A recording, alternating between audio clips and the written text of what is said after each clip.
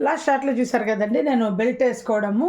Belt ఏమీ లేదండి. ఏం ప్రాబ్లమ్ లేదు. ఏసుకోవటానికి కారణం ఏంటంటే, మా హోమియో డాక్టర్ చెప్పాడనమాట.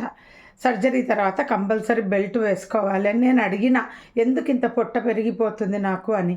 అంటే అప్పుడు ఆయన చెప్పాడు. "నువ్వు వేసుకోలేదా?" అంటే, "లేదు వేసుకోలేదు" అన్నా. అప్పుడు మా పాప చెప్పింది, "డాక్టర్ ఆ రోజు చెప్పిందమ్మా వేసుకోమని. నేను నాన్నకు కూడా చెప్పినాను." అంటే, "నాకు గుర్తులేదమ్మా" అని మా ఆయన కూడా అన్నారు. నాకు కూడా గుర్తులేదండి. నాకు సగం సగం గుర్తుంది. "నీకు ఇబ్బందిగా ఉంటే బెల్ట్ ఏసుకో" అన్నట్టు గుర్తుంది గానీ, ఆమె రీజన్ కూడా చెప్పలేదు.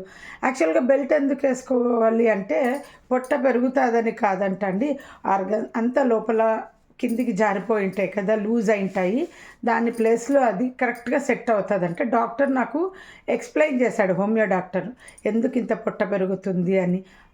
అలోపతి డాక్టర్‌ని అడిగితే ఆమె రీజన్ చెప్పలేదు. బట్ ఈయన చెప్పాడు. ఏమన్నాడంటే, ప్లేస్ ఖాళీ అయిపోయింది. ఇవన్నీ కొంచెము ఫ్రీ అయిపోయినాయి. నువ్వు మళ్ళీ బెల్ట్ వేసుకుంటే దేని ప్లేస్‌లో అది సెట్ అయిపోతది.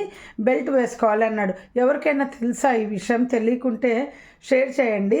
లాప్రోస్కోపిక్ హిస్టెక్టమీ అయిందని నేను చెప్పాను గదా!